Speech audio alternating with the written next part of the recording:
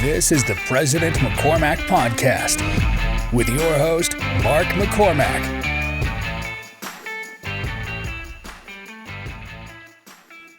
Ladies and gentlemen, Bracken Hudson. Welcome to the podcast, buddy. Thanks for having me. I'm excited to be here. First podcast. I know. I'm excited about that, dude. I've been doing that with a couple of people. Cool. It was funny. I had a 15-year-old kid on. He's my friend's son. Okay. And he just had hit me up a couple of times saying he liked the podcast, and I was like, "Hey, come on it, Come on it. Cool. You know, and he was just kind of like, you know. Yeah. And but I got him on, and it was a good interview, man. Cool. It's, That's fun. You know, 15 years old, there's not a lot of not a lot of me experience there, but he's been through some stuff. His mom and dad got married and divorced twice, and then his mom was remarried, and then I've known him his entire life. I've known him since he was a baby. Cool. And so, if I remember right, I think his stepfather took his life last year. Oh, jeez. So we didn't talk about that on the podcast much. We just said he passed away. But Wow. It's kind of leaving it up to him just to see where it goes. see what he would say, and you know, I'm not going to prod a 15-year-old. Sure. Well, that is some good life experience already, though. Yeah, he's been through some stuff, that's for sure. And he's actually really happy. He wants to be an electrician. Cool. Yeah. Dude, I'll put him to work. Yeah, Tell him to call me. Yeah, for sure, yeah. Actually, maybe we will hook that up, because his dad is an amazingly hard worker. So if he's anything like his dad, dude, I would totally recommend that. Yeah. I mean, you know, in the construction industry, like the tradesmen are suffering. Like no one's coming out of junior high school now thinking, oh, I want to be a plumber, or I want to be a wood floor installer, right? Yeah. So we'll take anyone that wants to. Yeah, they're crazy. Yeah. I mean, they're seriously crazy. Great money. Yeah, well, I think, what are we, 5 years away from pretty much naming our price? Yeah, pretty much. If not, I mean, crap, you know, that happens all the time actually now. Yeah, Not literally. Not in general bids, but, well, I don't know, man. We're winning a lot. Yeah. So yours the same way, right? Yeah, I mean, so we're getting ready to do a bunch of projects out at the new Salt Lake Airport, right? That next round of retail stores and restaurants. And 20 of the 22 we've already negotiated and haven't even bid them yet. Yeah. So it's like people just, if you're good at what you do, they need you and they want you, and it's how it goes. Yeah. So. Yeah, that's very true with us is when you're good at what you do, that has become very, very important. Yeah. You know? Yep. Master craft and you're needed. Yeah. Plus you're fast, right?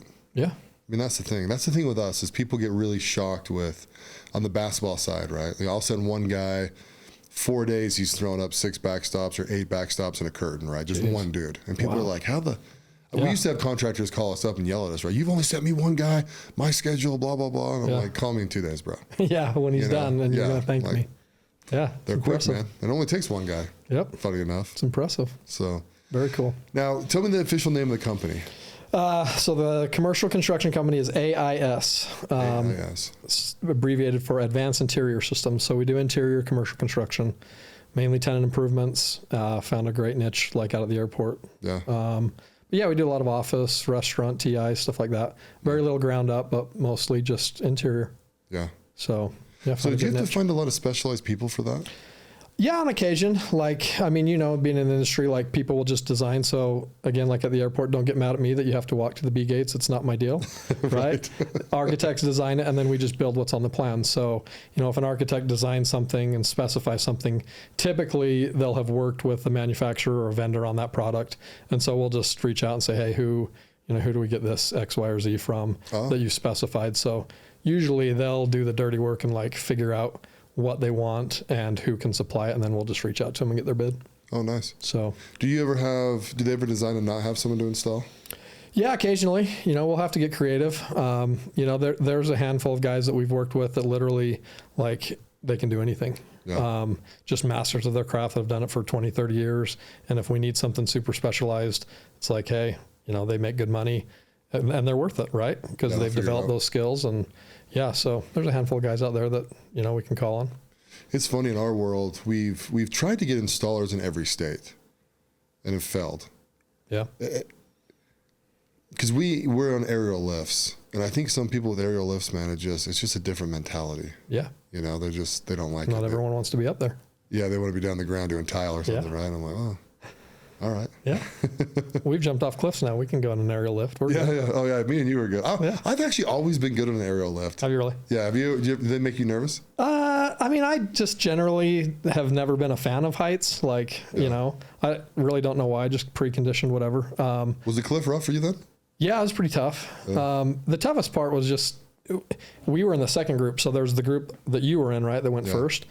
And when we got there, I was kind of like same as you. I better get this over with and done. Yeah. But what ended up happening was there were still like 10 guys from your group that hadn't jumped. And it was like, take my cell phone and go video me. Go hang over that cliff. So I literally for like 2 hours had to just watch and video, and just let the nerves build up. But anyway, we did it so we can go on aerial lifts now. Yeah, exactly. Yeah, I remember, when you guys first showed up, Max was in your group. So we made him go first so I could see him jump, right? Yeah.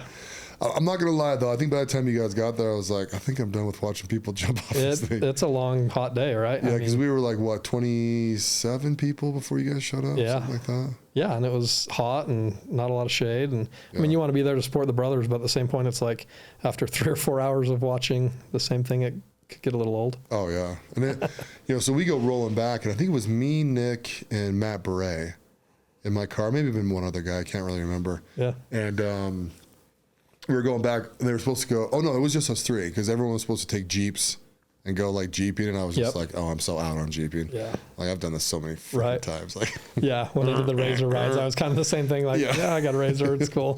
Yeah, exactly. And so Nick and I were like, well, let's just go to the gym because we were doing 75 hard at the time. Cool. And so we were trying to get Matt to come with us, dude, but Matt's just like, I'm taking a nap, boys. Like, I'm freaking out, done. And then we went and grabbed some Thai food on the way back. Cool. So yeah, it was kind of a fun day for us though, man. Like just the thing is funny. So I went first, which was good and bad. It was good because I didn't have to deal with the nerves for all that long. Yep. But I have like someone, I can't remember who it was that took a video of me. It might have been Nick or maybe it was Matt. It was one of those guys. Yeah. But it shows me jumping 10 feet, then I disappear. And then it's nothing. It's just over. So, because the drones weren't going. Yeah, I've got like 3 drones and 14 guys that texted me videos of it. I got it from every angle. And see, I wish I would have had that, but not enough to go jump it again. You want to do it again? Depends who asked. Yeah, and why. Yeah. Why you're doing it. If Michelle said, I want to go, would you go? Yeah. Okay. Yeah, cool. I go to support her. Yeah. I mean, there's a lot of guys. You for sure. If you were like, hey, I want to go do this, let's do it again. I'll be like, let's go. Yeah. So. Yeah, I wouldn't have a hard time doing it again either. Yeah. It was interesting though. I think one of the funniest things for me is like, I really knew the moment where I couldn't back out. And that's when they clip you. Yeah, when he throws those clips on you, you're like, so I was pulling you forward and I was like, oh, they're not going to undo this. Even if I ask them to, there's no way they're going to undo this. You can't go around the other side and unclip this anymore. Yeah. Did you know I had him on my podcast? Ian. Dude, we saw him in Iceland. Yeah.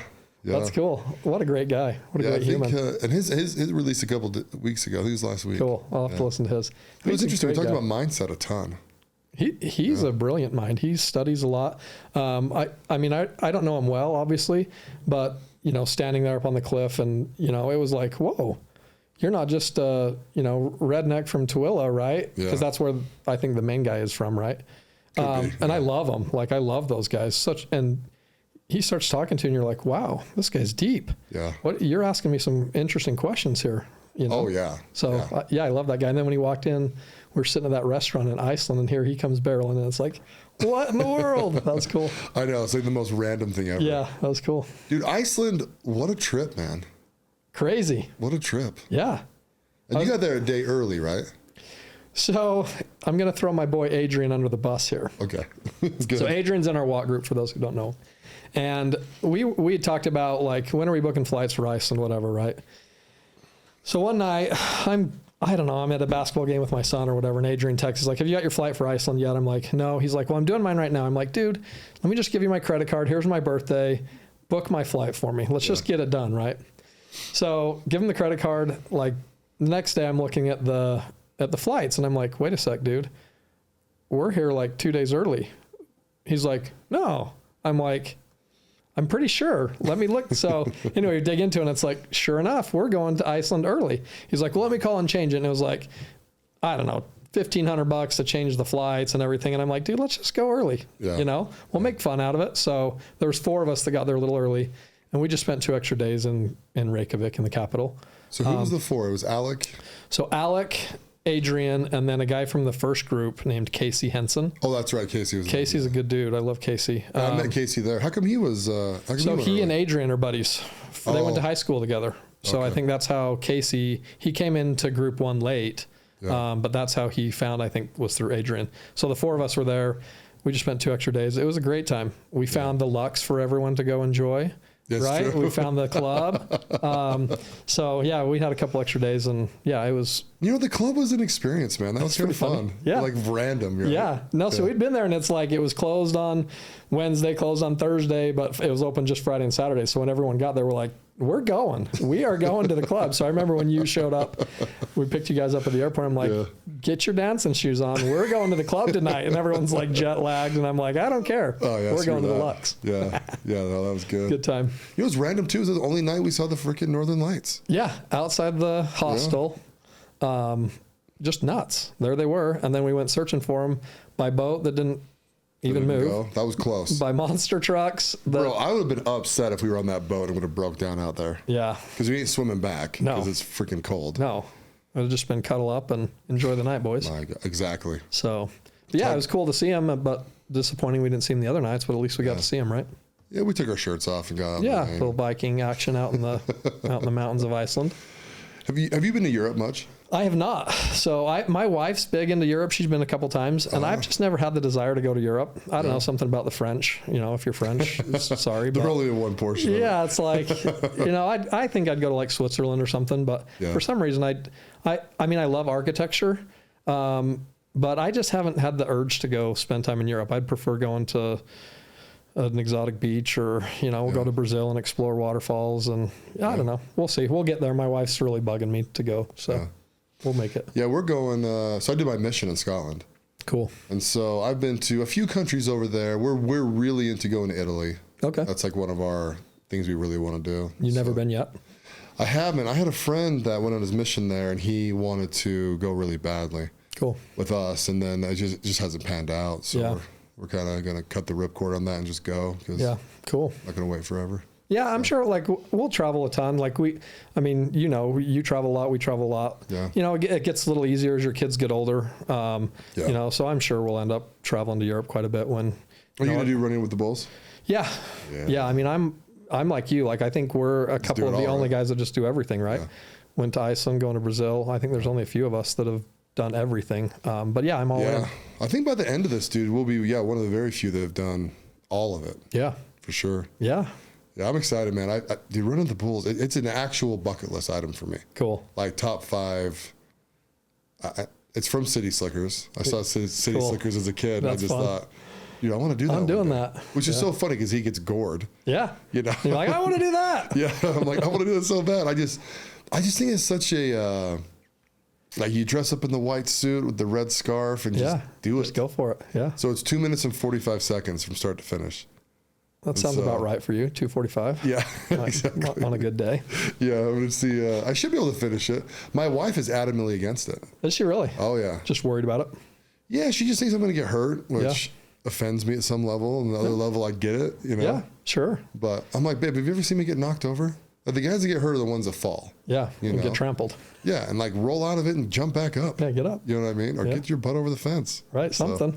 Get out of the way. But when she questions me, I feel like I'm unathletic in her eyes. And you're more than athletic. Yeah, basketball, football, like you're an athletic guy. Yeah, I try to be all right. Try to be. If you fall, I'll try and help pick you up. Oh, thank you. Thank you. That's the thing. I think we if we all stay together like a little pack. Yeah. You know what I mean? Like we just don't let someone fall. If someone starts going down, you just grab them. That's what we're here for, right? Yeah. Help each other. Yeah, it's like the perfect thing. Yeah. Plus, I mean, how good of a promo will that be, dude? If we're running with the Bulls, one of us goes to fall, two of us grab that and dude. all of us pulling back up. Yeah, it's like, you want to be with your brothers? Yeah, Jimmy would love it forever. He'd put a watt and make us yell and do a picture.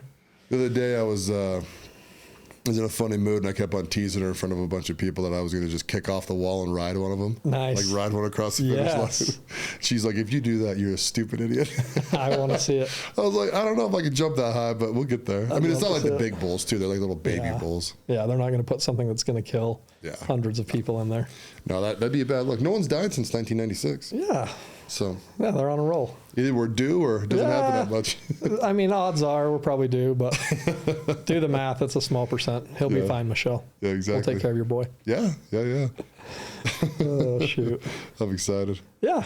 So tell me, so kind of going heavy on the business side for a sec. So, and you've told me some of this stuff. The airport TI build outs, those are like fun, right?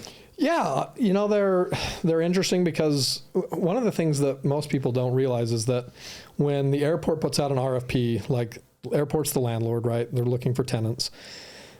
All of the brands that want to be part of that, I mean, the airport's, it's a great business, right? I mean, there's millions of people that go through. There's always passengers, like they make great money. So people want to be there.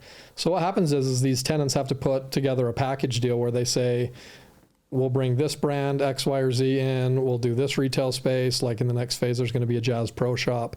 And the airport's really big on local, right? Supporting local businesses. So it's interesting to watch as these tenants go out into the market and reach out to local brands and put together these package deals, because most of these tenants are worldwide builders. So they do stuff all over the country, all over the world. And so when they come find local brands to partner with, it's kind of interesting because, they put these packages together and then they present them to the airport.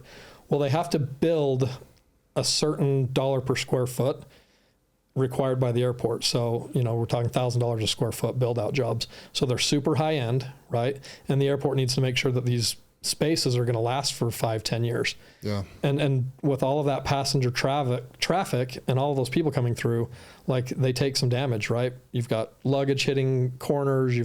So they're interesting. They're fun because they're unique. They're high dollar amounts. So they're just fun. I enjoy building them because they're a challenge. We could go build a little office space, throw up a ceiling and carpet. Those are pretty easy, and I'm sure similar to you guys. Like you do a bunch of one thing and it gets a little old, but with those it kind of keeps things fresh and unique, and I enjoy it. Well, it's very localized too, right? I mean, you're working on that project and you're staying there for. Well, what's the normal duration? Like you've been in Kansas City right now for a minute. Yeah, we've been in Kansas City for about 6 months. We've been building a bunch of restaurants and retail stores out there. They're building a new airport just like they are in Salt Lake. Yeah. So we're there for like 6 months. And then Salt Lake, we're March to October, November. So again, 6-8 months. Yeah. So a typical restaurant, we'll build in 90 to 120 days. A retail space is, 75 to 90. So they're quick. And that's what I do. So like right now I'm working on all of the ordering for Salt Lake, like hoods, kitchen equipment, electrical gear, making sure that all of that's in a line, because we're going to need it here in 3 months. And, most of that lead time stuff, as being in the industry, it's just been crazy trying to get stuff. Can you deliver that stuff early? Yeah. So I'll order it. And if it gets here early, great. If the electrician's standing around waiting for a panel, here you go. Yeah. Rather than ordering it and, trying to scramble at the last minute to put it together. So does the airport give you space to store it all? Yeah. Okay. Yeah. Good. So underneath the main concourse level, there's all the baggage handling and whatnot, and they've got storage spaces underneath. A lot of those tenants have, back stock and whatnot just inside their space underneath. Oh, so okay. They restock from there, and then like once a week they'll come and fill the storage units underneath. Nice. So yeah, works out good. Yeah. Yeah, it's been a good niche for us. And is it easy to hit the deadlines?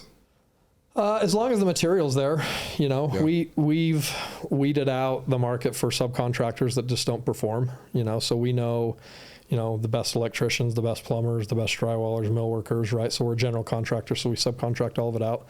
And we've just found a really great band of subcontractors that, they make good money, we pay them well, but on the flip side, the jobs are always ready for them when they show up.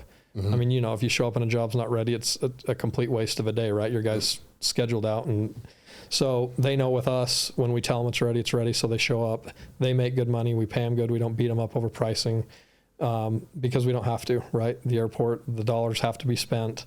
And so we get the best of the best and we deliver. Yeah. So works out great. No, that's awesome. I mean, if anyone understands construction, I mean, it's as close to a perfect scenario as you can get, right? Yeah, for us. Yeah.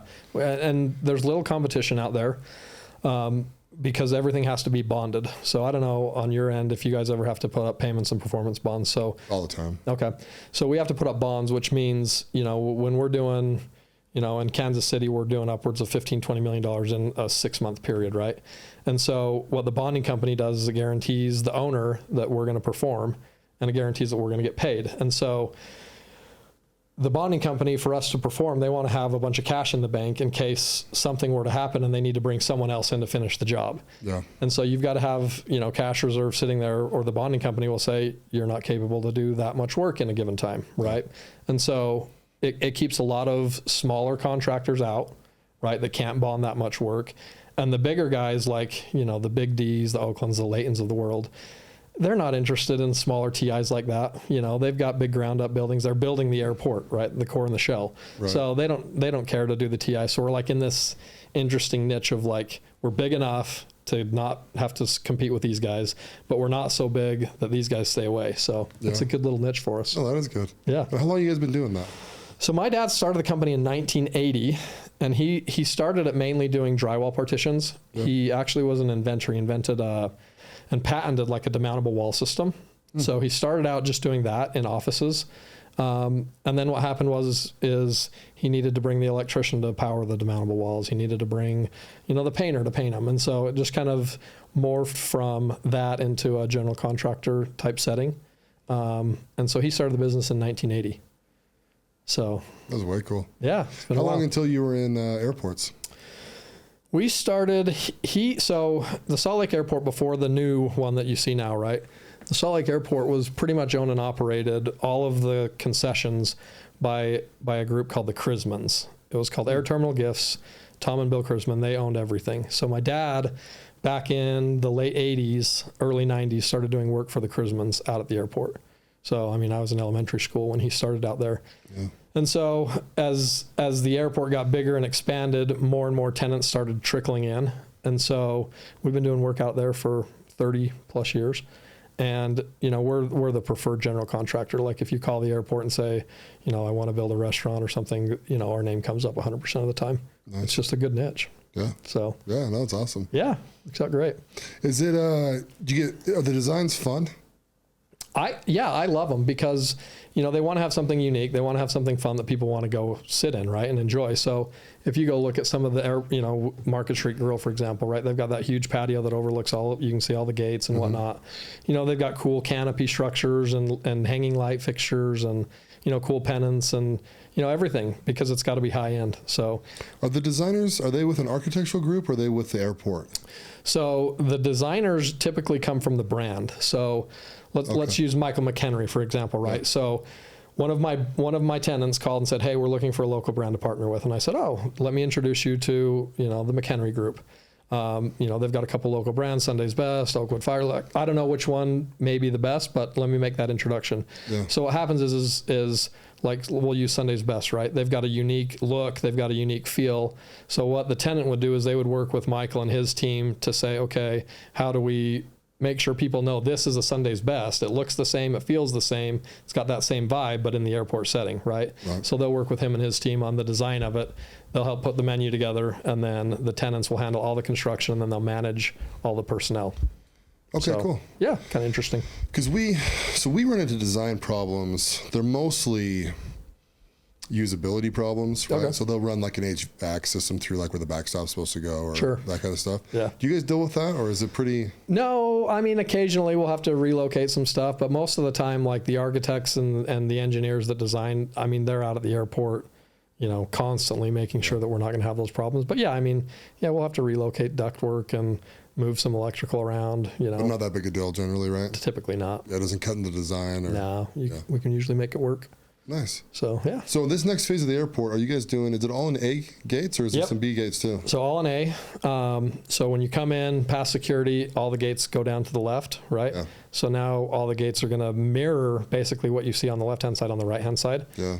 And then to your point, they're actually doing the core and the shell of the B right now. So as we go finish out all of the A gates, the core and the shell of the B gates is getting expanded, and then we'll go do all the tenant finish inside of that next fall.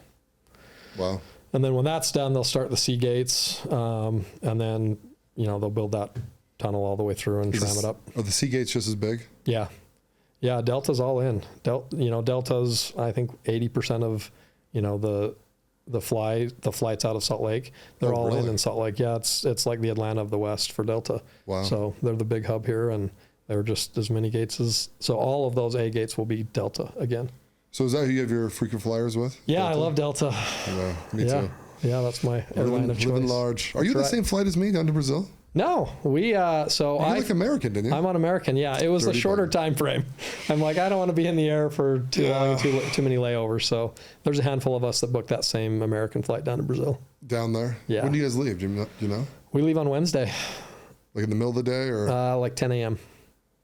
Oh, okay. So we leave at like 11:30. When do you get to Brazil? Thursday morning, early, like 8. I get there at 7 a.m. Do you really? Yeah. And when do you leave? 11:30. Okay. So it's It's similar. 11:30 to Atlanta, 2-hour layover, and then we leave at like 7:30 at night and arrive at 7 a.m. Okay. So similar. I think we go through Miami though. Yeah, you're going through Miami. So. I don't think Yeah. anyone's on my flight. Really? Like nobody, which I was like shocked because I was like, because there's a lot of Delta guys. Yeah. No, I love Delta. Yeah, I'm Delta the whole way, even coming back from Argentina. Cool. But that flight sucks. Yeah, that's It's not a fun 2 one. hours That's a back long to flight. Rio, and then that gets there at like 1 a.m. Huh. And then we leave at like 7 a.m. So maybe that's what it was coming home. The American flight, we go back through Miami, and it's not a bad. Oh, really? Yeah. Yeah. So So maybe that's what I found. I don't looked know. at those too. Who knows, dude? Looking at international flights, though, there's so many freaking options. Yeah. Do you sign up for you got the intercontinental ones all booked then, right? Yeah. Yeah. Yeah, I did those. Like when he put them out, I did them like that same day. I'm like, I got to get this done. I don't want to be the guy that the plane's full and now you've got to take a bus or figure something else out. So I just got them done that same day. Bus Yeah, that across will Brazil. suck if you're on a bus. Yeah, let's hope no one does. Let's Yeah. hope. So Yeah, I might charter a freaking jet, dude, if I got down to it. no kidding. Yeah, we'll see. It's going to be a good time. I'm excited. Yeah. I was thinking this coming down. I'm like, I've known Mark for like 6 months, right? I think we did Moab in July. Something like that, It yeah. was right before our festival. And dude, we've been to Moab, St. George, lunch a handful of times, Christmas parties. We've been to Iceland, and now we're going to Brazil together. Yeah. Argentina in 6 months. Yeah. It's been awesome. It's wild, dude. Yeah. No, in this 2.5 years, like the amount of experiences that we'll have together, it's like lifetime worth. Yeah. It really is. Like I think of all the buddies that I grew up with and I've traveled with, and it's like, yeah, I've been to 2 or 3 countries, and we're doing it in 6 months. Yeah. Yeah. So my goal this year is to go to 10 new countries. Cool. And I kind of put that a little tongue in cheek just because I think I'm doing 7 just with the walk guys. Yeah. It's So it's crazy. like- yeah. You got Spain, Brazil, Argentina. Got Yeah. a We're handful doing of them. Peru in November, right? Peru. You Yeah. excited for that? Yeah, that'll be fun. I've always wanted to do Machu Picchu. I think they might be doing ayahuasca. Are they? Would you participate in that? We're going into plant medicine. Let's dive in. I have not felt a call to do plant medicine yet, to be honest with you. Yeah. I've talked to a lot of the guys in the group about it. I'm still trying to find a good reason for me. Like if I'm going to do it, I want to have an intention and like a real purpose behind it. Yeah. I've had some bad examples of people who have done a lot of plant medicine more recreationally. Oh, yeah. A lot of my high school buddies and, friends that I know that, they use it more of just like a weekend party drug. Mm-hmm. So I've over the last couple of years kind of had a handful of guys that I'm just like, oh geez, so if I'm going to dive into that world, I want to have a purpose. I want to have an intention. I want to have a reason. Yeah. And I haven't found that for me personally yet. My wife, on the other hand, I've actually urged and kind of pushed her towards that because she has some issues that, some abuse and some things that she grew up with that I think, under the right circumstance with the right shaman or whatever you want to call it, right? Yeah. That could really do some good. So where, religiously I wouldn't be opposed to it because I feel like, God has put all good things on this earth if they're used with the right purpose. Yeah. So for me, when the time's right, I would be open to that, but I would have to do it with like an intention and a reason. And I just haven't found it for me yet. Yeah. No, I think that's fair that's enough. super wise. So Yeah. It's funny even now. I mean, I've done it a few times. Yeah. And there's those who have intentions and there's those who want to do drugs. yeah, And I'm not really judging either way. Sure. Honestly, it's just kind of like, well, that's that's what you want to jam. do. Yeah. Go for it. Yeah. So, because it's funny, right? Because I'm talking about alcohol, right? Sure. Alcohol is a bad drug. It is. And Yeah. painkillers, like some of the prescription drugs that people get hooked on. Oh yeah, those are a whole nother I mean, like alcohol, drugs, like, man, that's some bad stuff. yeah, they're dirty combinations. Yep. See, and I'm like with the weed stuff out there. I think people abuse and overuse weed like no tomorrow. Sure. Yeah. Yeah. Kind of why I was joking about bringing it to the party. We both got slapped for that one. Thanks a lot. You're welcome. Yeah. Well, the funniest thing is, like, I know that you knew it was a joke, Oh, and yeah. I just like, Yeah. I don't know. It's funny. It's funny. Yeah, Jimmy's in an interesting position. What I love about Jimmy Rex, I've watched as he's like, I've only known him for 6 months. I didn't know him personally before we joined the group. Yeah. I've watched, even in the 6 months that we've been part of this group, how he is open to listening to all sides of the story. He's open to evolving his own personal beliefs about things. So as we're talking about plant medicine, I look back like a month ago, he did a post on Facebook where he talked about some of his own views and how they've maybe shifted. And I've really enjoyed that about him, you know, and I think I need to be more like that. Just more open to conversations, understanding all sides, not being so firm in my own like convictions, you know? So, you know, some of the things that he posted on that post about plant medicine, I really could identify with. Like, again, don't use it recreationally, proper setting, proper reasoning, you know, all of that. It really resonated with me. Like, okay, this is what I can get behind, not the party drug recreational side of things. Right. So, and I think the party side too, I mean, it's very clearly defined if you have an intention, you're doing it in the right setting, or if you're at a rave. Yeah. Right. I mean, you can't mix them. Right. It's impossible to. Yep.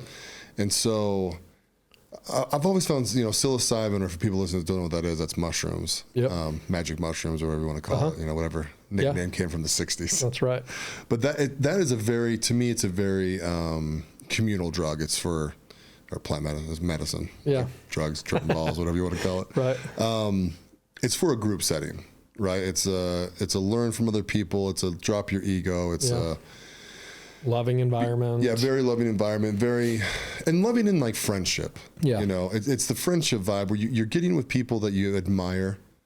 That's actually almost a bigger part of it. You know, you're with people that you admire, that you have respect level for, and you end up just having conversations that just, I don't know, that they're innocent and they're childlike, and they kind of just evolve, and no one's like going to sit back because they don't want to look silly, or you know what I mean? Some of that stupid ego crap that everyone's engaged, everyone's there. Yeah. One other thing that I've liked, I think it was maybe Dr. Nick that said, it's not just actually the physical doing the plant medicine. It's a lot about what you do after and what lessons you learn and what you apply, right? Oh, for sure. So a lot of that, you know, the plant medicine is revealing. It helps you open Pandora's box, but it's doing the work after to, like, you know, become better, to leave some of those things behind, right? You've got to put in that work, or again, are you just doing it to do drugs with your friends, right? So I really enjoyed what he said about that. Yeah, and him and I, we've done it a lot together, right? Cool. In fact, vast majority we've been together for both of us. Yeah. And I feel, to me, it's one of those things where, like, you have the experience, right? And if you do it with me, it's fun, right? It's fun and it's interactive, and we're just like, you're just feeling good, man. Like, everyone there is just like, I would not choose to be anywhere else on this planet about what I'm doing right now, right? Yeah. Then you end up, you stay up a little bit later, 2, 3 in the morning. You end up sleeping. You get up the next morning, you do an integration where everyone kind of talks about what they were thinking about and what they're, what they thought, what they want to change. And then the next day, that day that you've woken up, to me, that's a heightened emotional day by like 3%, not like 100%, but like 3%. Yeah. Where you're like, you see your kids and like it just means a little bit more. Or like you see your wife and even some of your friends, and you'll think about family members, and you start getting real reflective. If you watched a sad movie, you most likely would cry, right? Okay. If you saw a very happy, joyful movie, you'd laugh more than you normally do. Yeah. But just a little bit. Just heightens your experience, whatever it is. And then the day after that, I become really reflective. What's important to me, right? What do I want to accomplish? Where am I spending my time? What things am I holding on to that I just need to let go of? Yeah. Who won't I forgive? Yeah. Is that me? Will you not forgive yourself for something, Cool. Is there shame? Is there guilt? It's kind of one of those things, it kind of shakes it all loose. And it's like that little thing we did that hike in St. George, right? Where we held the rock. Sure. And then at the end, we just took something that we wanted to let go of and just symbolically threw the rock away. Yeah. To me, that is what it's like every single time. Cool. But it's all just mild and gentle though, too. I think sometimes people want to go into it and think, it's just going to move mountains. And it's like, no, it's just pushing that mirror around, and that mirror is giving you a hug and saying, just be a little better. Yeah, that's awesome. You know? And that's how I feel about it. Yeah, and I could totally get behind that. Again, if you're, especially as you reflect in those couple days later, like, what are you going to do about it, right? Yeah. Am I going to be able to forgive that other person? Am I going to be able to let go of this for myself personally, right? And actually getting to the point where it does you some good rather than just enjoying the experience and moving on from it. Yeah. You know, I was down in Iceland as you know, we were driving around all across the country. So we got in different cars with different people at different times. And I was in the car with Dan Blankenship. And love our boy Dan. That guy's got so much energy. And with Mel. And we, again, plant medicine comes up a lot in the Brotherhood of Watt. And, you know, Dan is like an OG plant medicine guy. Like, he was doing plant medicine in his parents' basement in the early 90s, right? Yeah. And it was interesting to hear both him and Mel and their experiences with it. And one of the things that they talked about that resonated with me again was it can take the amount of love you have to another level, right? So, you know, if you feel like you love your wife at a level of 100, right? You can actually get to a level of 110 maybe, right? It expands the ability to love more. So that to me would be, you know, something that I could do plant medicine if it indeed did that. So, you know, I use it as an example of like, well, if you have a kid, how could you ever love two kids the same, right? Yeah. Your level of love expands. It doesn't cut the love in half so you can split it between two kids, right? Yeah. So as you have more kids, right, you have the ability to love more. It doesn't just decrease the amount of love you have for the kids you have. And so when they talked about one big bucket, it's the bucket gets bigger and bigger, right? And so when they talked about that was another thing to me that, like, okay, if I could find an intention, maybe that's one that I could get behind if it increases that level of love that you have for other people, particularly wife, kids, friends, right? See, and I'm a big believer in doing it with your spouse. Cool. For sure. I mean, it's like, you can do it without, right? I think actually doing it with your boys would be a lot of fun. You know what I mean? Like, they're different, and you can do it in group settings where you don't know people. And me, I'm super social. Oh, right? Yeah. So like, it's always a party when I'm just around. having fun. But like, it's just kind of special when it's just you and your spouse. You know, even if it's in a group setting, you know, you get time alone and you just get time to reflect. And cool. I'll tell you one little story. I might have said on the podcast or not. So the first time I did it with my wife, I was actually downstairs in my basement playing guitar with Nick. Okay. Right. Cool. And as I was playing, we were singing. We both suck, you know. Maybe Nick is okay. I don't know. I'm not a good singer. But we were sitting there playing, you know, and like playing songs. And then like one of my friends came down, another friend came down, trying not to reveal every single person at this party, right? And then my wife came down, and I kind of looked up, and I just like gave her this big smile, right? And I was like, oh, my girl's here, you know. Yeah. And like 2 days later, we were talking about it in the reflective state. Okay. And she's like, we say we love each other all the time. And like when you looked up and looked at me, I just felt it. Like it's just been a while since I felt it that hard. Cool. You know? Yeah. And it's because, and I'm a good husband. Sure. I'm good to her. Yeah. You know? Yeah, she loves the hell out of you. I've seen it. Yeah. And it's hard to like recreate the butterflies from 20 years ago. You know what I mean? And it's,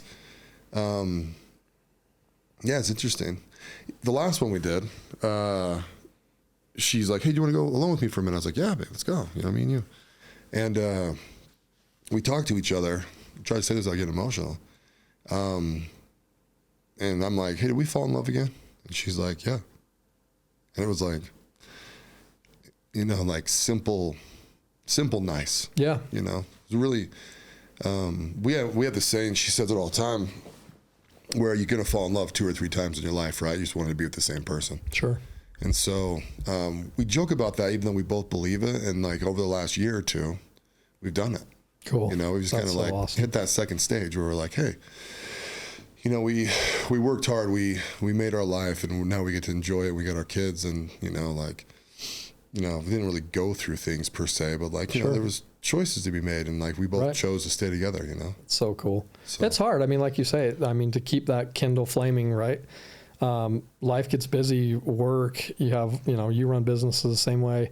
Like there's a lot going on at all times. You've got kids that are running around and get involved in all these sorts of activities, and it's hard to keep that flame burning bright. So, along with that, like you've got to do those little things to keep your spouse happy and engaged. And, it comes down to the little things. and not get distracted, right? Right. Yeah. You got to focus. You and I both. I mean, we get distracted with a bazillion things. Sure. That's why sometimes in the walk group, I get a little nervous with guys, or like if you listen to my advice to guys is when they start going just like, oh, I'm just going to go so hard on my business. And it's like, let's think about that, man. Yeah. Because there's glass balls and there's rubber balls. Glass balls can never be dropped.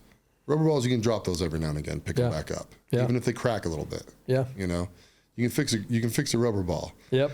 And but it's so hard to like get people to understand that until they get it. Yeah. Does that make sense? Sure. Yeah. And I didn't get it. And when I was going through my 20s and early 30s, right? It was like grind. You got to make the money now. You got to put in your time, right? Yeah. And it's interesting. I don't know if it's getting older, getting wiser, life experience, whatever. Money's not important, right? I mean, it's just really not. You could spend your whole life chasing and never have enough of it. Yeah. There's always going to be someone that has more money. It's not about keeping up with other people, in my opinion. And the older I've gotten, the more I've realized, it's nice to have nice things, and it's, to not have to worry about paying the bills next month is a good feeling. Don't get me wrong. But dude, it's not what life's about, honestly.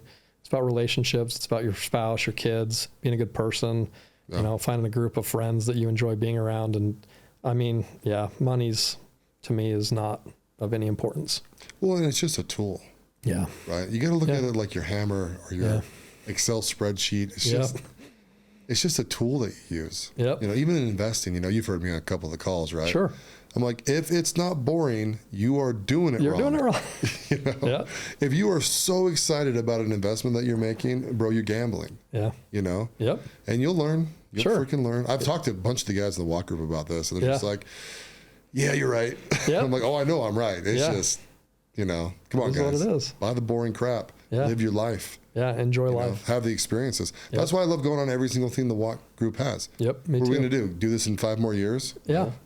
And you can always find excuses to not be at things, right? Yeah. I mean, when we went to Moab, it's literally like 10 days before our music festival, right? It's like, I've got a lot going on. I probably shouldn't be here. But you've just got to make the sacrifices, right? Because looking back, had I missed out on that Moab experience, my life would be completely different, right? Like I wouldn't have known what I wouldn't have known. Yeah. And I would have had massive FOMO hearing all the guys talk about what a great adventure that was and trip and learning experience. Yeah. So you've just got to make those sacrifices to be at things that, are life-changing. Plus even just the galvanizing to the guys there, right? 100%. The experiences and just if you add it up, right, there's 50 new bros down there. Like, it was hard to spend like a solid hour with anyone. Yeah, I don't think we talked for the first day and a half, right? I mean, I can't even remember, honestly. Right, yeah. I mean, there were so many guys there, and it's like, you only have so much time in a day. I maybe got to know 8 or 10 guys in Moab. Yeah. And you're trying to click with them, and you're trying to get to know them a little bit. Yeah. See, I've got to remember, like, for me to remember a name and a face, I have to have an experience too, right? So it's like, bam, bam, bam. And if it's like, hey, I'm Bob. It's like, nice to meet you, Bob. I'm like, hey, I'm Jeremy. Like, Jeremy. Right, and like, cool. Bob, it's like, oh, I got to come back to you one day. Yeah. I won't remember you. Yeah, it's tough. Yeah, I think when we get to Bear Lake, I could probably name all 50 guys in the group. I could see them and give them the name. But then we'll hang out then. Yeah, it's going to be a test. But there's only been, a handful of the guys that I've had, I mean, you and I drove across Iceland in the middle of the night together in a car, right? I mean, there's only a handful of the guys that you've actually spent hours and hours with, right? Yeah. But I can tell you, man, top to bottom, every guy that I've gotten to know is just incredible. Yeah. Just a great group of guys. See, I thought I could name all 50 when I went to St. George. Did you? Bro, there was like 20 dudes I didn't even remember. Yeah. And I'm like, and I hated that. I actually really hated that because I was like, dang it, man, I came down here with so much like excitement to see everybody, and now I'm like meeting new guys again, and I want to get that next phase where it's like, no, we all know each other, let's go. Yeah. Well, it's probably harder for you too because you came in with, Nick and Max, right? Yeah. Like best friends, neighbors, right, knowing each other. I came in knowing no one. Like I didn't know one guy in the group. So I'm sure for you it's a little bit different, a little harder because it's like, you want to spend time with Nick and Max because they're your boys, but at the same time you want to try and get to know the other guys in the group too. And it's probably a little tough. Yeah, and it's funny with me. This type of activity matches my personality like 100%. Like It's weird, right? Yeah. is I don't mind getting vulnerable with people. I love having group conversations, one-on-one conversations. Like I just almost just like to sit in that big room in Moab and just talk to everybody. You know, like, what are we doing? What's up? Well, you want to do something? Yes, I want to do something. Yeah, you want to go on a walk? Yeah. You know, you want some food? Let's get some food. I just want to say yes to everybody. Right. You know, and just get to know everybody and dude, and now we've mixed with like some of the dudes from the first group. Right. Like the guys 50. don't get the adventure trips. They're different. Yeah. They're way different. Yeah. 100%. Yeah. As I looked back on that Iceland trip, I mean, and we saw beautiful landscapes, you know, if you've never been, what a beautiful country. But as I reflected on that experience and what I took away from it, my most memorable thing was that last night in that barn, as we circled up and talked, you know, everyone stood in the middle of the group and people talked about, you know, I think Jimmy picked 3 or 4 guys and then he said something nice about everyone. How impactful was that? Yeah. Like that was just the cherry on top of an already great experience. Yeah. But to recreate some of those bonds with some of the guys in our group and then to create those for the first time with some of the guys in group 1, that, you know, what a great experience. I hope Jimmy does that again sometime. Yeah. That was cool. That was cool. The only thing with me and you is I was like, bro, we got like a 4-hour drive ahead of us. Yeah, we got to sneak out a little early. What time did we leave? Was it like 11? Jeez, it was probably 10:30, 11. Yeah. I think it was about 9:30 then that I was just starting to get antsy. At first I was like, whatever. I've stayed up late before, no big deal. We didn't actually know how long it was going to take either, right? So it was going into it. We're going to get slowed down to 20 miles an hour or some of this because like it's windy as hell there. Yeah. So, but by like 9:30, 10, I was like, we got to go. We left with about 4 guys left. Yeah, there's probably a handful still, and we just had to sneak out. Yeah. And that drive was wild too, right? You were awake. We were all awake the whole time. Yeah, no one slept. Yeah, we were just all chatting. I mean, freaking Casey bought a $40,000 painting. Can you believe him? While we were just driving down the road, he's bidding on it. Can you believe him? Out of California. What a crazy guy. That dude, very interesting man. Yeah. So wealth of experience and knowledge and just all different facets of life. I liked him a lot. He was, I want to get to know him better too. Yeah. But, and then like Casey, like it's funny with Casey, like we're on that boat and I was just like sick of being in the air, like cold. Yeah. You know? Yeah, I was freezing. And I was like, so I went downstairs and then he like bobbed downstairs and I was like laying across like 10 seats, you know? And I'm like, what's up, bro? You know, he's like, oh, hey man, what's up? Casey, nice to meet you. You know, we just started talking to him, got into his business and like, I was like, oh dude, there's all this tax savings crap you're going to do. And then he's like, cause he was doing an exit, right? Yeah. He's like, how do I get away from taxes? I'm like, you don't pay them and move on. You know, there's a couple of things you can do, but really, you know, you're paying your taxes. Yeah. You know, that's a media fallacy that people don't pay taxes. Yeah. They say that corporations don't pay taxes. That's true. People set it up pay right. taxes. That's right. Yeah. Very cool. But it was, it was an amazing experience. Yeah. I'm looking forward to many more. I'm interested to see what the Brazil one comes with because it's a couple's trip. So the wives are all going to be there. I know. It better not be living in a hostel with, 12 beds in a bedroom. I don't think Jimmy would do us like that, but we'll just have to hand out earplugs to everybody. That's right. And eye masks. That's right. No, I think he said, I can't really remember. Well, you guys didn't get the full Iceland experience because I think we ran out of beds and Jimmy had to get another VRBO in house and you guys got to go stay in a mansion where the rest of us, there was 12 of us in a bedroom listening to everyone else snore. And yeah, I don't know if I can handle that, man. Even though, so I was in a queen size bed with Nick and Mel. Oh, there's 3 of you in the bed? Well, Mel had a little cot on the end. Oh, okay. Maybe was that a bed? I can't remember if it was a cot or a bed, but it was cozy in there. I got a CPAP machine. I'm silent. Nice. Those 2 dudes are snoring logs. Yeah, it's like, bro. Trying to sleep over here. And every morning Nick's like, I don't snore. And I'm like, I'm going to choke you to death if you say you don't snore one more time. I will video that tomorrow night. But and it was interesting, man. So we had Foddy in there. Foddy's dope. Everyone's dope. Yeah. That's the thing, man. Everyone. But I would even imagine if someone got off kilter a little bit, it'd be like, come on, bro. Right back. Yeah. That's right. Yeah, I mean, they're just great guys all around. And, when you get the right setting and you get a bunch of guys that are wanting to work towards similar goals of, being better humans, fathers, husbands, the business stuff aside, that's fun to talk about or whatever. But, really, to me, it's how do you become a better human being, better husband, father, friend, Well, and I'll tell you one thing that's bothering me about the walk group. Okay. That is all these guys that keep on getting imposter syndrome. Yeah. I'm It's like, get over it. We're past that. You're in. Yeah. You know? We love you. Yeah. All of you. If you listen to my one with Alan on here, I kind of got into him a little bit about it. Did you? And I wasn't even there. I had to come home early from the St. George thing. I know. He sat out in that cacao ceremony for a minute, and it's like, what are you doing? I go, dude, if the door's closed, open it up and walk in. He goes, door wasn't closed, man. I just sat outside. Tear the door off the hinges and run through. Yeah. These are your brothers. You know, and that's one of the best things about Jimmy, right? He lit him up. Good. You know, and we've had another guy in our group kind of recently post in the group same thing. Yeah, similar. Like, guys, I feel like I'm an imposter. I don't belong here. It's like, dude, we don't care how much money you have or don't have. Yeah. We don't care what status your relationship is with your spouse. As long as you're working towards the right things, you're in. Exactly. Get rid of the imposter, take the mask off, and let's go. I'm fighting the urge or the feeling or whatever you want to call it to like literally stand up at the first second in Bear Lake when we're all together and just blast the whole group. Do it. Think so? Yeah, do it. These guys need to know. Like, I think it takes mental energy. It takes away from the experience. If you're in the back corner thinking that no one likes you, no one wants you here, you're not worthy, right? Yeah. Like, and you're taking away from our experience. Yeah, because we're all in. Yeah, no one wants to pull off what we're trying to experience to come talk to you and tell you you're in, because you are in. You're already in. Like, quit thinking that you're not. Yeah.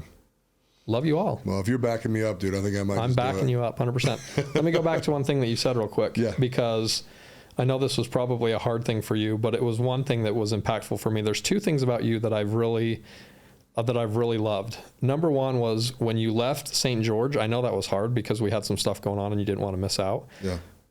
But I can 100% stand behind the reason that you were going to coach your son's football team. Yeah. Dude, there's nothing more important than that. Like, you miss out on some stuff, you miss out on the cacao, you miss out whatever, right?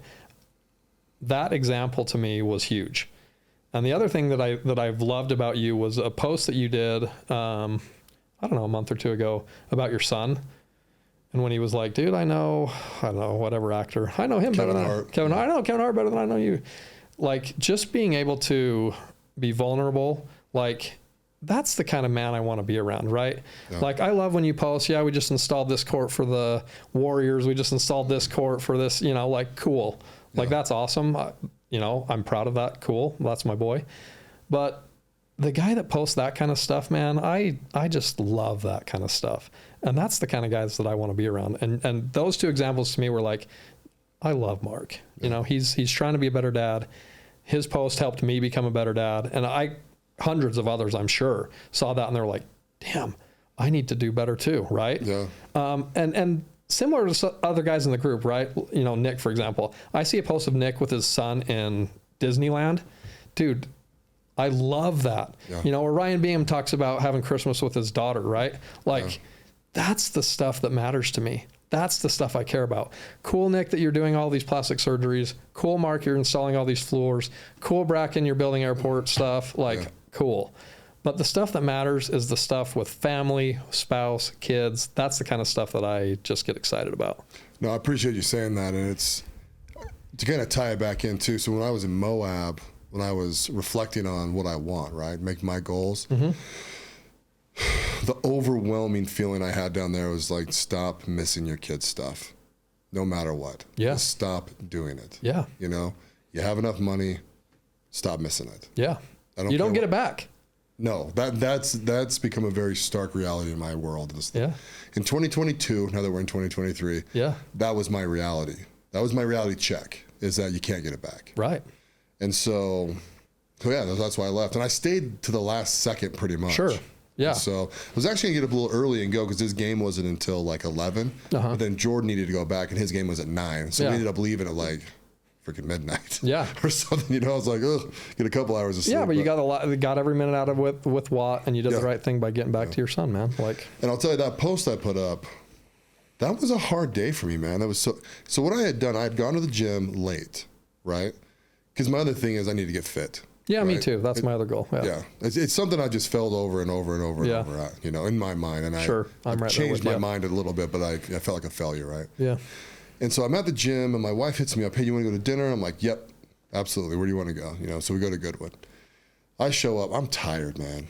I'd worked a full day, and I worked hard at the gym, and I felt good because I went to the gym, but I also was like, just mentally exhausting. Yeah, just one of those things. What we do. Yeah. And really, Nixon kind of teased me a little bit, my boy, more than anything. But dude, it was just like cutting me with 1,000 freaking knives. I was like, I was joking with my wife later. I was like, dude, I don't know why this is affecting me so bad, but like what he was saying there was just like hurting my feelings. Oh yeah. You know? Yeah. And so I went home, and I hadn't showered yet. That's why the post was at like 10 o'clock at night. Okay. And I was sitting on the toilet, got the shower on, warming it up, Yeah, getting ready. And I was just like, I'm just going to post about this. Like, no real thought behind it. Just boom, boom, boom, boom, boom. Yeah. So I posted, put a picture of Kevin Hart up, trying to make it a little funny because that's how I like to be. Yeah.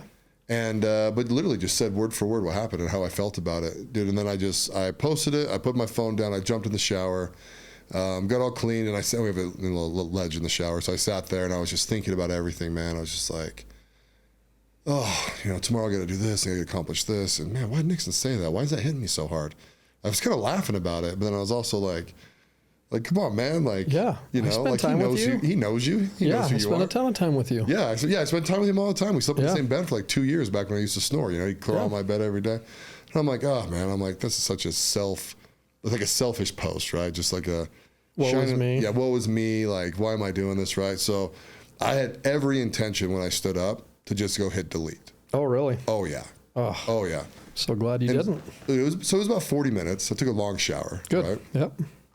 So I brushed my teeth, do a little thing in my ear, get the water out of there, right? Dry up, put my shorts on. Yep. I grabbed my phone. Dude, I have got like blown up. 6 missed calls, multiple text messages, tons of DMs. Yeah. From people I haven't talked to forever. Yeah. I don't know, 50 likes on that thing. Yeah. Tons of comments. I was like, whoa, it's by far my most interacted with post ever. Most impactful. Yeah. And dude, and it was everyone. It's like, dude, I feel you, bro. Like, my gosh, this is hitting me hard. Yeah. Thanks for posting that. And I was like, I'm like reading these things over and over and over again. And I'm like, okay, it's staying up. Yeah. No, it wasn't so much. I think people were like, oh, Mark, we feel bad for you. You're a great dad, whatever. Right. It was like hit home for everyone else. Like, shit, that could be me. Is that me? Right. I better go ask my kids. How well do you know Kevin Hart? Right? Exactly. Like literally, it was that impactful. So, I appreciate that out of you. Like, that's the kind of stuff that to me, that sets you apart from other people, that you're willing to put that out there. Yeah. Because no one wants to post that. No one wants other people to think, oh, I'm a shitty dad, right? Because you're not. The point of it's not, but it just makes everyone else think about their own lives and, what do we need to do better in our own families and our own situations with our own kids, right? Yeah. So those are a couple things that I've appreciated with you, and it just helps set you to that next bar of like, this is someone I want to spend time with because he's trying to be a better dad. Yeah. Right. Business stuff, money stuff aside. Yeah.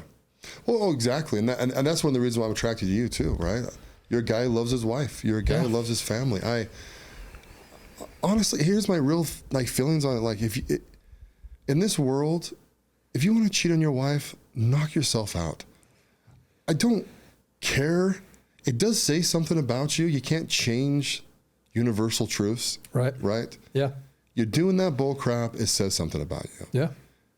But for me, I can still give you friendship, and I'm not going to judge you to the ground or cut you out of my life over it. Yeah. But you're not in the club. Yeah, you're not in the circle. You're not in the circle of guys that don't do that shit. Yeah. And so, and the guys that are in that circle, that is a safe place. Yeah. That is a place where growth happens, where love happens, where friendship happens, where you help each other double down, triple down, quadruple down on loving your wife and your kids. And it's like this, I guess it'd be the difference between like heaven and like neutral, right? Yeah, you can go live in Neutralville and hit all these worldly lusts, and that's cool and good for you. I'm sure it's a blast in the moment. But where heaven's at, right? Yeah. That is like this where I want to stay. Yep. And when you get to that place, right? I mean, there's actually been a lot of guys in the group that have hit me up and been like, dude, I just appreciate how much you love your wife. Yeah. And it's like, good. Because that is the energy that I put out in the world. Yeah. That's what I want people to think about me. Right. You know, it's important to you. You focus time, you focus energy. It doesn't just happen, right? Yeah. You have to put that on the pedestal to say, this is a priority to me, and people notice it, right? Yeah. And I'm a firm believer that you become like your circle of influence, right? Like the 10 guys or 5 guys, whatever you want to talk about. Yeah. You know, I think you become more of the types of people you spend time with. Yeah. And, you know, the type of guy that you're talking about right there that loves his wife, that loves his kids, that spends time there, that prioritizes that, you know, those are the types of guys that I want to be around. Because it helps elevate me and it helps me become a better husband, me a better dad, you know, and helps get me to that place. So, yeah. And the only thing we got flying out of our lives is time. Yeah. Yeah. I mean, it's like it's ticking. fleeting. It's ticking. Yeah. The older I get, and you know, my daughter is now 15. I've got a 15 and a 13-year-old daughters, and my gosh, it happens fast. You know, it's wild. This Christmas we woke up and, you know, typically as your kids grow through the adolescent years and stuff, they're up at 5, 6 a.m., right? You know, my daughters this year were like, can't we just sleep in till 7 or 8? And I'm like, wow, that sounds nice. I'm already starting to miss, you know, that excitement of Christmas morning energy, right? Like it's slowly trickling away, you know. We've got a few more years. Luckily we've got a young son that's 4, but it's like, dude, those years are going to be gone. Kids are going to be out of the house. And, you know, I talk to my parents and other people that, you know, empty nesters, whatever you call them. And it's like, you're going to miss that. You're going to wish you had that back. So you got to enjoy that now. I heard a stat, 98% of the time you spend with your kids is 18 and under. Yeah. Those I believe things it. Like make me almost want to throw up. Yeah. You know what I mean? It's like holy shit. Cause I got a 13-year-old daughter. My oldest is 13. Teenager. It's like 5 years. Yeah. By the time we're done with walk group, she's going to be almost 15 years old. Going to be driving. Yeah, it's nuts, dude. It happens quick. One of my philosophies on kids, because I've intentionally taken a lot of time away from friends and doing a lot of stuff because I'd like to spend time with my kids for this reason. Mm-hmm. My philosophy on that is it's like an hourglass, that the more time you invest in your kids now when they're young, that's how much more time they're going to want to spend back with you when they're gone out of the house. Yeah. It's like this. If you want to go throw a ball around with your son after school, maybe he'll want to throw a ball with you someday when he's gone and out of the house. But if you don't take that time to do that now with him, when he wants to, you come home and you're tired. Oh, no, not tonight, son, right? Like, don't expect that he's going to want to do that with you when you're 60 and he's 25. If you didn't take that time now to do it with him now, don't expect it to come back on the other end. So I intentionally look at that like an hourglass, that I've got to put all the time, because that's all it is. It's all about spending time with your kids, doing the things that they want to do.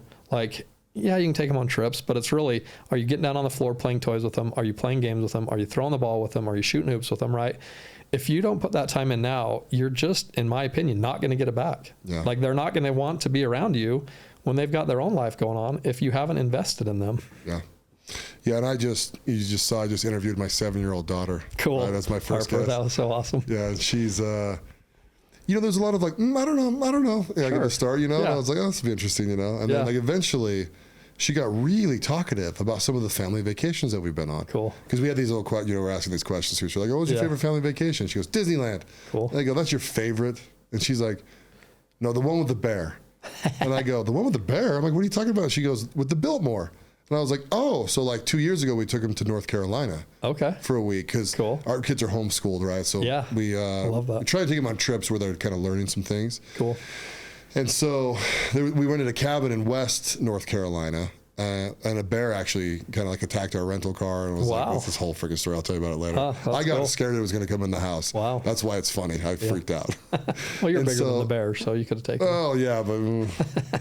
But and then we ended up traveling to the middle of there. We went to like the NASCAR Hall of Fame and like all that kind of stuff, right? And then we went to South Carolina, just across the border, for like 3 or 4 days, just at the beach, right? In this nice condo. Cool. And then we flew home.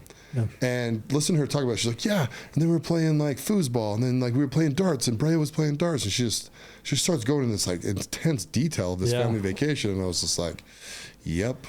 Okay, good. I got that one right. Yep. You know, 100%.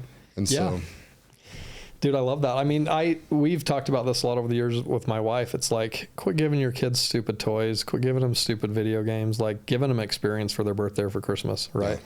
So like this year we gave our daughter tickets to a concert so she could take some of her friends, you know, like stuff like that. Yeah. That stuff matters, you know. Oh, absolutely. That's the kind of stuff. If you're listening and you're a young parent, that's my advice to you, is give your kids experiences. Do it with their friends, with their family. That's the stuff they remember, because they're not going to remember what, you know, PS5 game they got 3 years ago for Christmas, because it's gone, right? No one cares about it anymore. Yeah. So give them experiences. Yeah, we've eliminated video games pretty good at our house. Good for you. It's just too much. See, I used to be a gamer. I was a Did you Call of really? Duty. I didn't know that. Dude, I was a Call of Duty fanatic. I didn't know that. So, well, I wasn't at the start of our marriage, mostly because we were too poor to afford it. Good. Yeah. And when we got pregnant, I think we'd been married for like 4 years when we got pregnant. Michelle started going to bed at like 6. Oh, wow. Right? And so I asked my parents if for my birthday one year if they'd pay for half of an Xbox, right? And they're like, yeah, sure. So I, you know, begrudgingly paid my $150 or $200, whatever the freak it cost, right, to get all the stuff. And I bought Call of Duty, and so she'd go to bed at like literally like 7. So she'd probably go to bed at 5 if I let her, right? Wow. But I was like, you got to see part of me today, you know?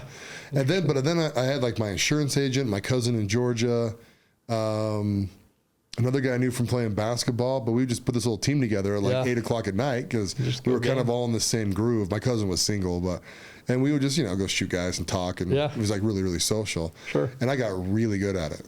Really good at that game.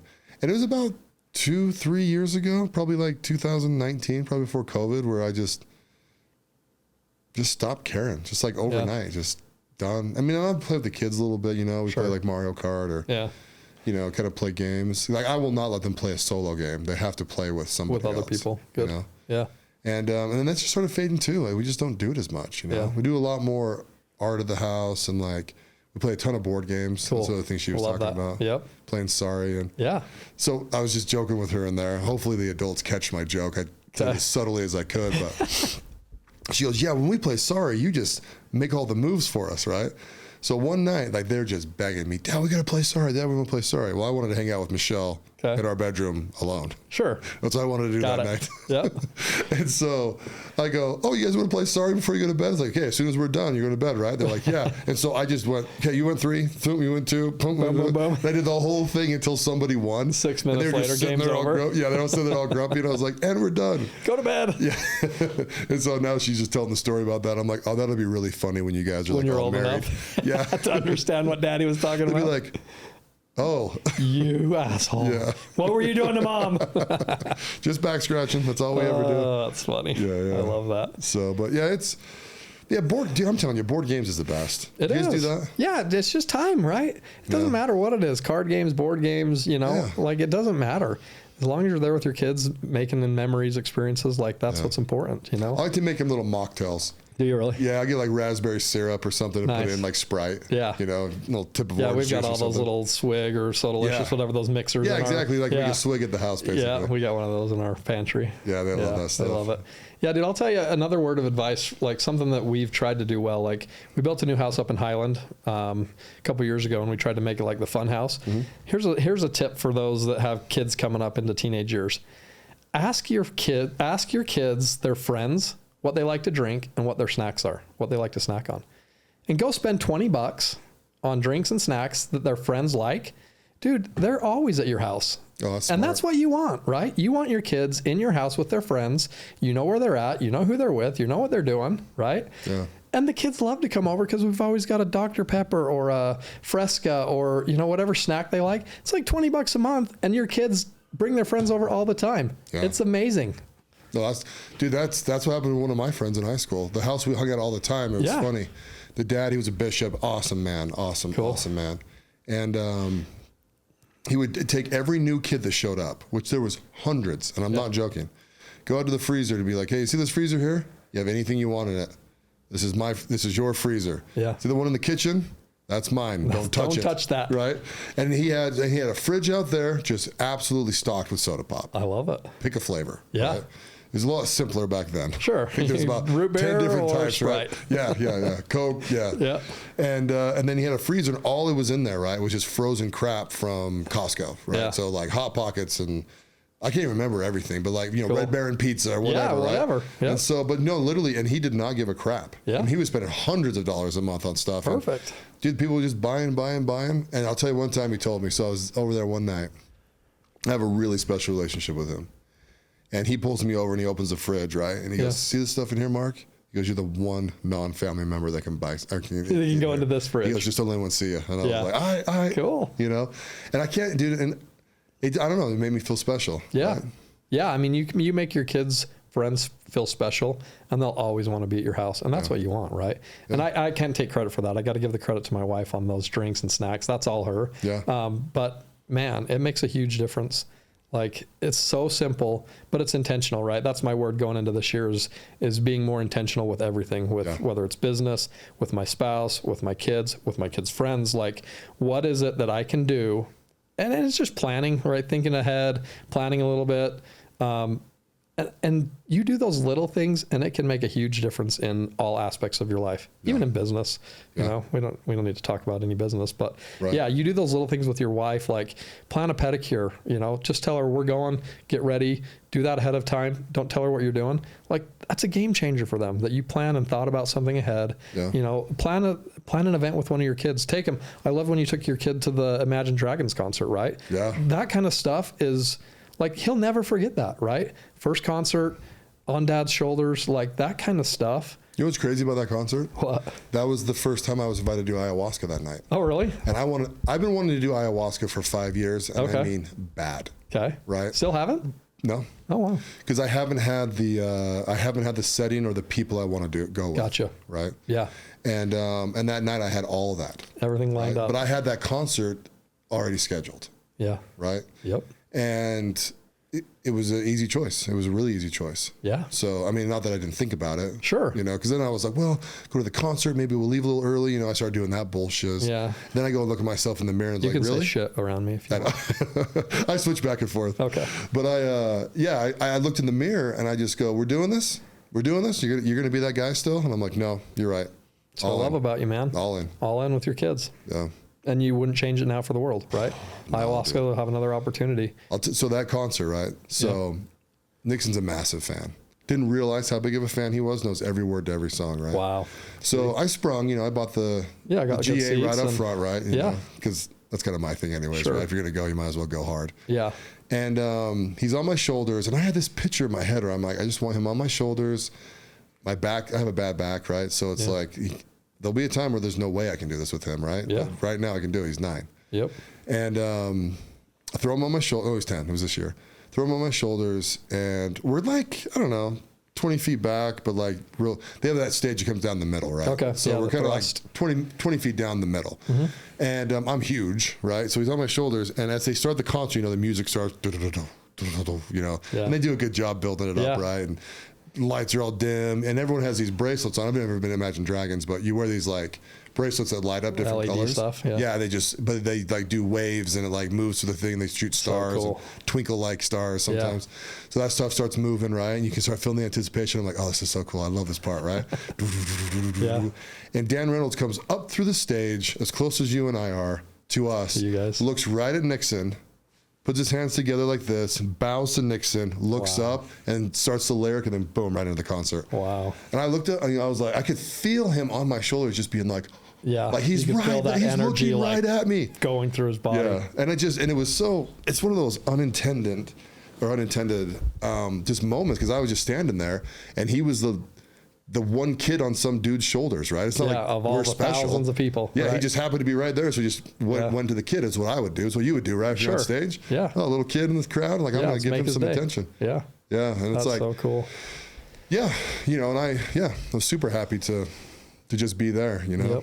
No, Plus, I was there with my wife, and we have tons of videos of us just like dancing and laughing, and Macklemore was the opening concert, right? So he's singing his goofy rappy songs, you know. And, and your son will never forget that. That's what's so cool. You know? Never. I'll never forget it. Yeah, it's one of those memories that gets ingrained in your brain, and you only get so many of those opportunities because your kids are going to leave. Yeah. They're going to have their own families, and I'll tell you the fun thing we're doing this summer, though. Cool. What is it? Country Fan Fest. Yeah, baby. Let's go. Yeah. So tell us about that before I tell you what I'm doing. Okay. So 2014. I'll give a little bit of a backstory. So there was a music festival that started in Vernal. This is in probably 2008 or 9. It's called Country Explosion. They did a couple years out in Vernal. They ended up moving that festival to Tooele in 2013. They did it at the Miller Motorsport Park. 2014, they did it at Deseret Peak Complex, which is where we do Fan Fest. And in 2014, the owner of that had approached us to be an investor. They had overspent money on artists. They were going to lose money. They were looking for partners, whatever. And we thought we'd struck a deal with them to buy into that festival. And the next day, the guy calls us back and he's like, yeah, I'm going to need $1 million more than what we talked about yesterday and handshook about. And we're like, ain't happening. That's not going to work for us. So long story short, Country Explosion goes out of business. They get in lawsuits with Florida Georgia Line because they didn't pay them. A bunch of stuff happens. So we decided, we kind of looked into the business. We kind of looked into the festival world because we were potentially going to partner up. So we decided just to start our own, kind of on the heels of that. So in 2014, that was Country Explosions last year. We started Country Fan Fest in 2015. So Country Fan Fest started, we're going on was this our 8th year? 1 year off with COVID. But it's now Utah's largest music festival. So proud of that. It's been an interesting journey, just like any business, right? You learn, you grow. We lost a lot of money the first 2 years. It wasn't until 2019 till we turned a profit with that business. Just like anything, it takes some time. We had to build our brand. We had to build our name, in order to get sponsors and the attendance we needed. So yeah, now we're going into year 9 and things are looking good. We've got a great lineup this year. It's a 4-day music festival out in Tooele County. So people come, we load in campers on Wednesday. They bring motorhomes and RVs and whatnot, and they typically will stay from Wednesday till Sunday. We do activities during the day. There's a huge swimming pool out there. We do a big pool party that my wife's in charge of. They do like a DJ, kind of Vegas style, but not really Vegas style, right? Because we're in Tooele, Utah. Bunch of families around. We do activities during the day.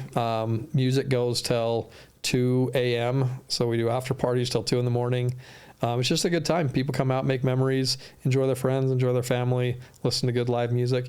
I tell people all the time, like, even if you don't love country, it's okay because it's live music, right? Right. I think over the last couple of years when we went through the whole COVID nonsense, we got that taken away. And I think people have learned that they love live music, right?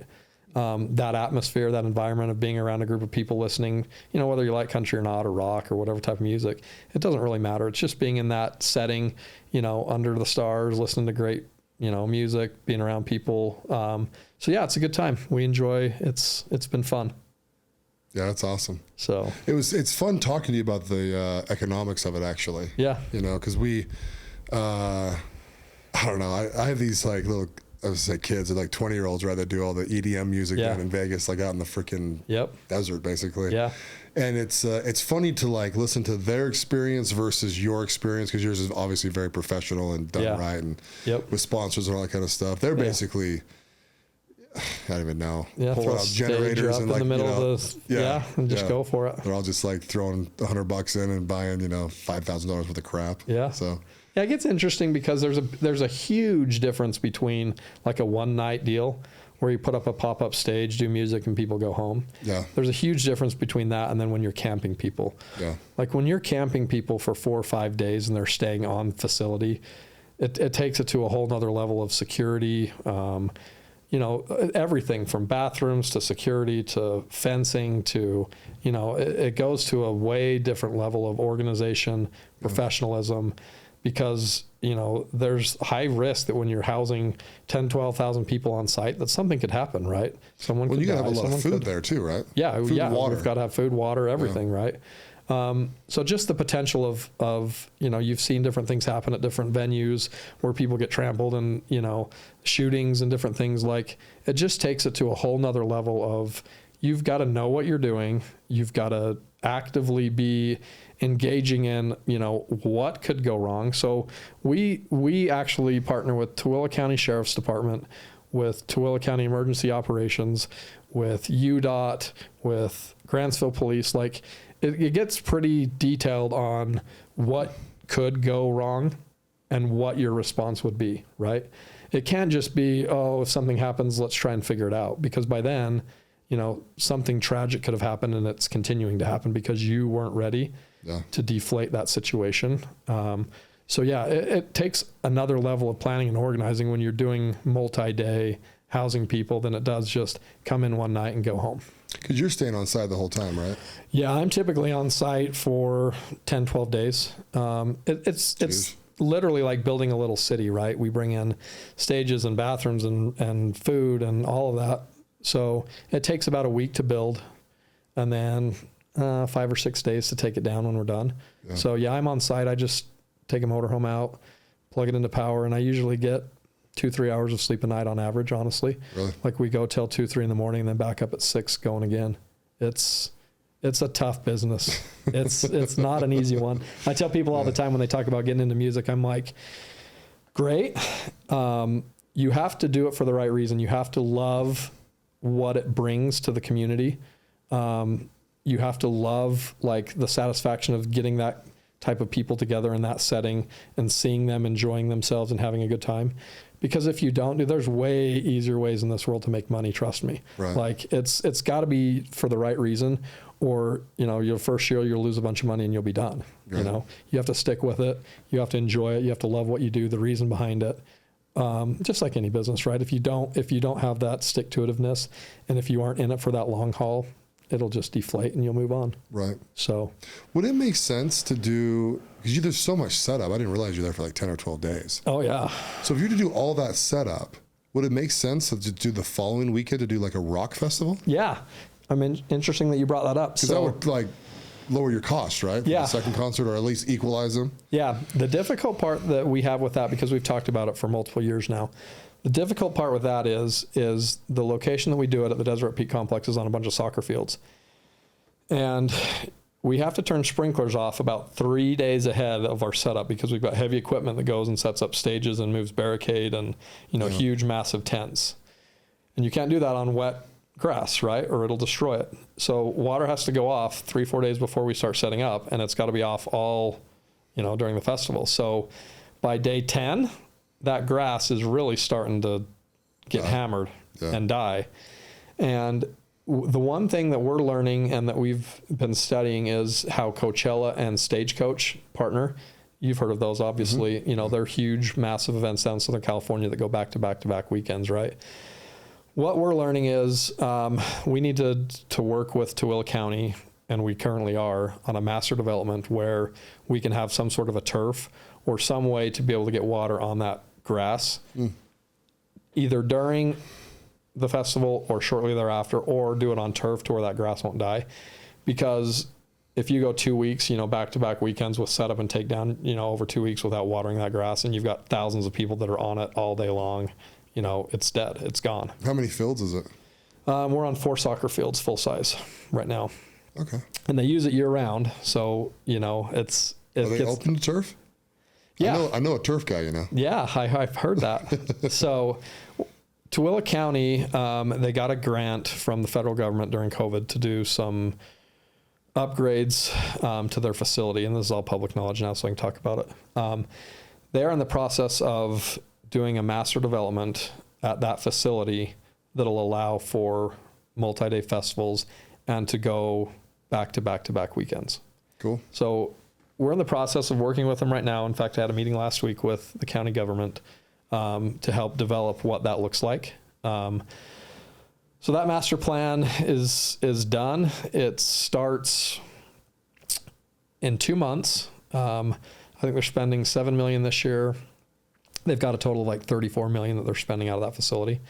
And so little by little, as the power and the stage and the turf and all of that comes into play, we're definitely looking at expanding our brand and doing back-to-back weekends. We'd probably do a country, a rock, and an EDM is kind of the 3 genres that I think we could do well at in this market. Yeah.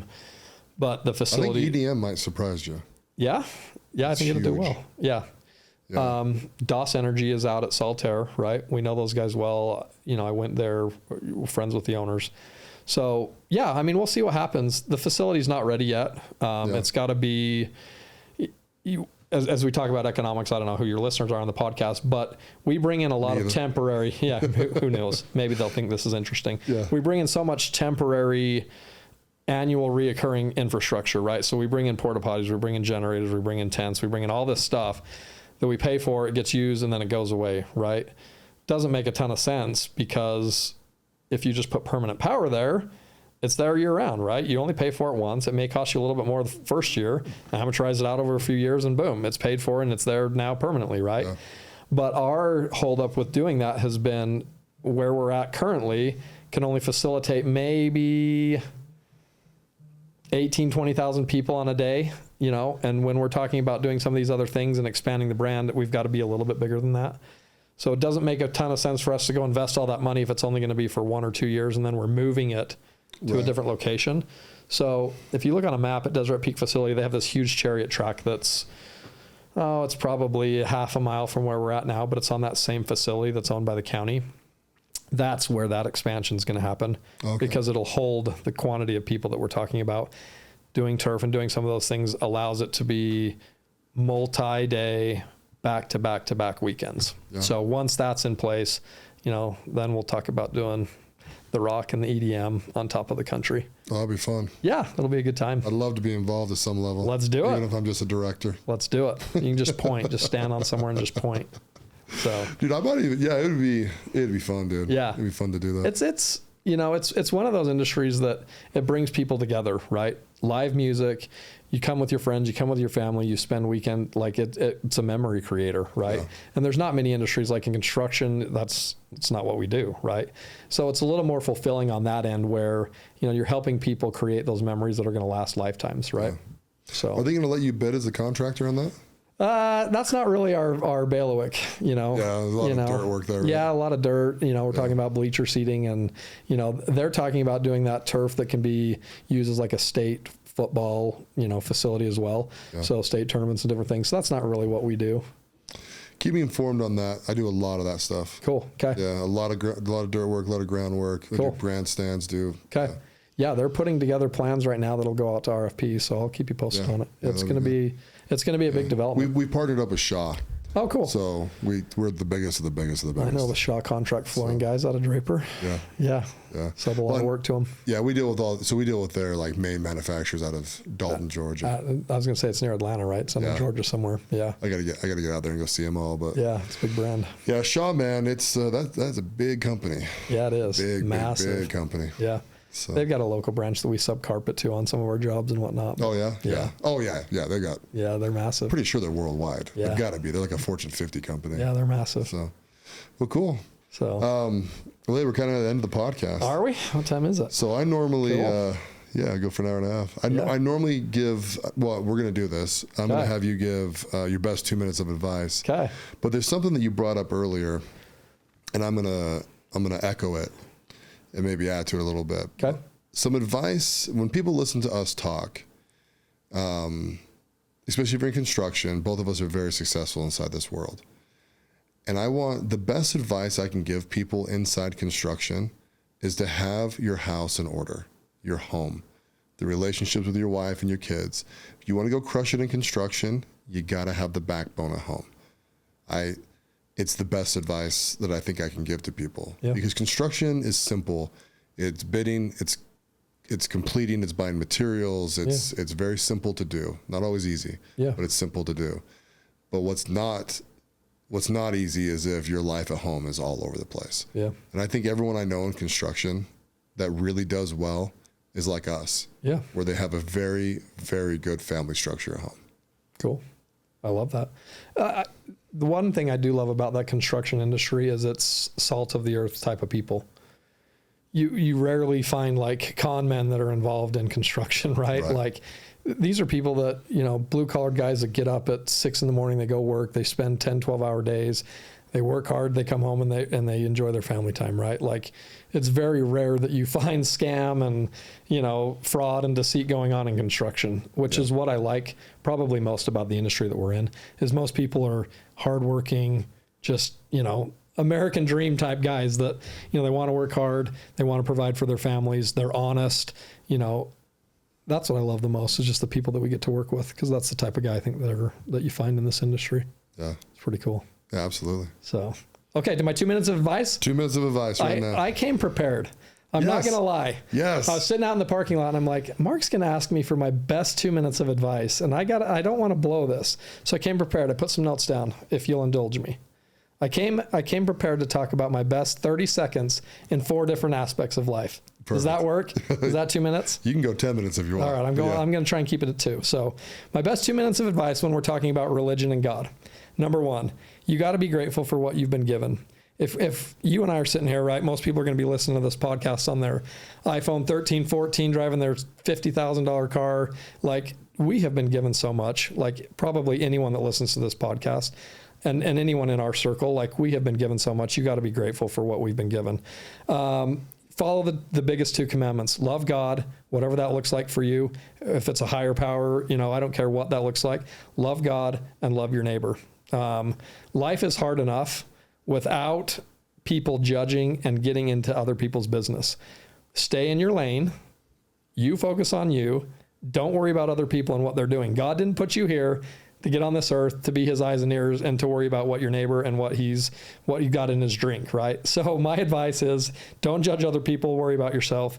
Pray, connect to your higher power every day. I don't care what that looks like, whether that's going into nature, meditating, reading the scriptures, whatever that looks like for you. Connect with your God, higher power every day. Forgive others, be kind, don't be a dick. That's my 30 seconds. On a husband, understand your spouse's love language.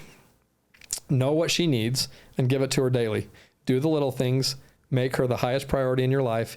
Keep her happy. And guess what? If she's happy, you'll be happy. Take her on date nights. Take her on trips. Focus on her. Make her your number one. Just like Mark does. Like, I think you're a great example of doing that. My fatherhood advice, invest time now for a return in the future. If you don't spend the time with your kids, you're not going to get it back. Make your house a fun house. We talked about that. And teach your kids that they can do hard things. One of the things that I struggle with is, we've done well. We want to provide a great life for our kids, right? Maybe another podcast we can talk about this. I don't want to spoil my kids rotten to where the point, like, they don't know how to hard work. They don't know, So figure out ways, even if you're providing a great life for your kids, to teach them how to do hard things, or they're going to be spoiled little brats. Yeah. And last, in business, you are your number one asset. You've got to always continue learning and growing, because if you don't, you'll become stagnant and you won't do well in business. If you become more, the money will never matter. Like, if you become the type of person, like, I don't worry about money, because I know that if all my businesses were to fail, I could just go start another one, or I could go knock on any door and say, put me to work. Like, you don't need to pay me for the first 30 days, see what my value is, and then we'll figure that out later. You become that type of person and you never have to worry about money, right? So always be learning, always be growing, surround yourself with like-minded people, be honest, and wherever you are, be present. Whatever that situation is, this is my best advice. It comes from Jim Rohn, the OG of leadership. Be present wherever you are. If you're with your wife, be with your wife. Don't worry about work. If you're with your kids, be with your kids, enjoy them, quit worrying about what's happening tomorrow. And when you're at work, focus on your work. Get your work done. Don't worry about what's going on at home, because when you're at home, that's what you're focusing on. So that's my best 2 minutes. Thank you, my friend. Love you, brother. Thanks for having me. I love you too, man. And I want you to know before we end this, dude, Yeah. I just love the special relationship that we have. Me too. You're a guy that I don't even know where I picked it up, but I just respect the hell out of you. It just means a lot to me. Feelings mutual, man. I love you. I'm glad we're on this journey together. I look forward, like, we're 6 months in. Yeah. We got 2 more years. Yeah, but this is going to go on forever. Like, I love the man that you are. Great husband, great father. That's the most important thing to me, is finding guys like that. And you're top of that list. So Amen, I appreciate you. Thank you very much. Thanks for coming on. This episode brought to you by Lemco ADP Flooring. And that plays at the end, dude. we don't need it. I've got it on here. Awesome. Thanks for having me. Okay. Thanks for listening to the President McCormack Podcast, brought to you by McCormack Foundation, Saxton Fund, ADP Lemco, and Professional Floor Systems. Make sure you subscribe to the podcast and keep up with Mark on Instagram at President McCormack.